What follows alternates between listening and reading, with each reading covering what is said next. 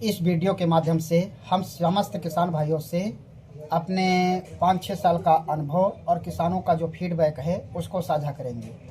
इसलिए आप शुरू से लेकर के अंत तक इस वीडियो में बने रहें। बहुत ही अच्छी जानकारी देंगे और जो जानकारी देंगे विथ प्रैक्टिकल की हुई जानकारी आपको देंगे, कोई फेक बात नहीं बताएंगे।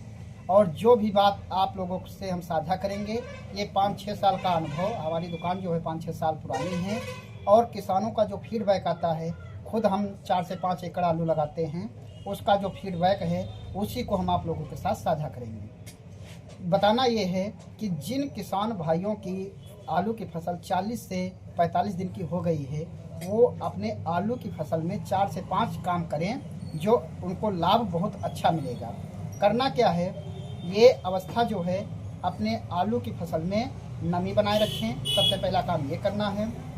दूसरा काम ये करना है कि जो आप लोग बेसल डोज में, जैसे आप NPK दिए हों, पोटास दिए हों, नाइट्रोजन दिए हों, ये इस अवस्था तक आते क्या होता है, ये धीरे धीरे काम करना बंद कर देता है।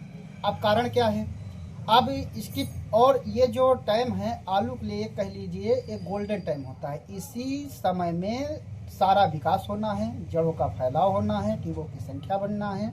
ये जो टाइम है इसी चीज़ के लिए, ये इन बातों के लिए बहुत ही महत्वपूर्ण है। तो आपको करना क्या है, आपको करना ये है कि जो आपकी आलू की फसल है 40 से 45 दिन की हो गई है, वहाँ पर 4-5 बातों का ध्यान रखना है। उत्पादन आपका बहुत अच्छा निकलेगा। 80+ आपके पर बीघे बैग जा सकते हैं यदि ये कर लिया। करना क्या है, आपको जो हमने फर्टिलाइज़र पहले दे रखा है वो इस अवस्था में काम करना बंद कर दिए हैं। तो उसके लिए आपको क्या करना है, उसके लिए आपको 05234 जो है उसको देना है। 05234 उसको देना है। 05234 हम स्प्रे विथ से देंगे 1 से 1.5 किलो के हिसाब से पर एकड़ के हिसाब से।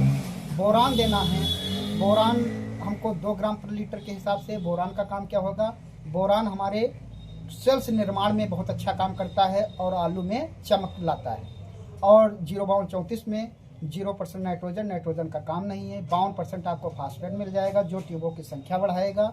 और पोटास जो है ट्यूबों की केस साइज को मेंटेन करेगा। और यहाँ पर क्या करना है, आपको लेना है माइकोराजा। माइकोराजा क्या करेंगे, माइकोराजा जब हम स्प्रे करेंगे तो माइकोराजा से हमारे जड़ों का भी फैलाव होगा, जड़ों का विकास होगा। और जैसे हमारे पास एक आलू की फसल है, हम आप लोगों को दिखाना चाह रहे हैं, किसान लाया था कि ये जो है ये हमारी मूल जड़, ये हमारा आलू है और ये हमारी द्वितीयक जड़ें हैं। ये हमारी द्वितीयक जड़ें हैं। जो द्वितीयक जड़ें होंगी, ट्यूबों की संख्या, ट्यूब हमारी इसी में आते हैं। जब हम माइकोराजा डाल देंगे तो इन जड़ों का फैलाव बहुत तेज़ी से होगा और जो हमारा फास्फेट पहले से खेत में पड़ा हुआ है, उस फास्फेट को ये जड़ें जब उठाएंगी तो हमारा उत्पादन बहुत अच्छा आएगा। तो ये जो है माइकोराजा का काम ये हो गया। फिर क्या करना है, हमको फंजीसाइड का स्प्रे करना है। फंजीसाइड का स्प्रे क्यों करना है, क्योंकि ये जो टाइम चल रहा है मौसम में चढ़ाव उतार है, हमको अपनी फसल को, अपनी पत्तियों को बचा करके रखना है। तो वहाँ पर मैनकोजेब का प्रयोग करेंगे। मैनकोजेब और कार्बेंडाजिम का प्रयोग करेंगे। मैनकोजेब जो है हमारी पत्तियों को सुरक्षित रखेगी, रोग मुक्त रखेगी। और कार्बेंडाजिम जो है वो सिस्टमेटिक फंजीसाइड होता है, वो पत्तियों से लेकर के जड़ तक काम करेगा। जाइलम फ्लोएम के द्वारा जड़ तक पहुँचेगा और जड़ में किसी प्रकार का फंगस, किसी प्रकार के बैक्टीरिया, किसी प्रकार के हानिकारक फंगस हैं उनको ख़त्म करेगा और हमारी जड़ को सफ़ेद रखेगा। आलू में जितनी सफ़ेद जड़ होगी, जितनी क्वालिटीदार जड़ होगी, उतना ही हमको अच्छा लाभ मिलेगा। तो ये जो हमने आप लोगों से बातें शेयर की हैं, ये किसानों का फीडबैक है, कई साल का अनुभव है और ये एकदम प्रैक्टिकली किया हुआ अनुभव है। इतना यदि आप लोग कर लेते हैं तो आपकी आलू की फसल जो है बहुत ही अच्छा उत्पादन लेकर के आएगी। जो किसान भाई इस वीडियो को देख रहे हैं वो अपनी आलू की फसल में ये करके देखें और उसके बाद कमेंट बॉक्स में कमेंट करके बताना कि आपको लाभ मिला है कि नहीं मिला है। यदि आप लोगों को ये जानकारी अच्छी लगी है, जो इससे आप लोग प्रभावित हुए हैं, अपनी फसलों में अप्लाई कर रहे हैं, तो इस वीडियो को छोटा सा लाइक दे दीजिएगा और चैनल को सब्सक्राइब कर लीजिएगा।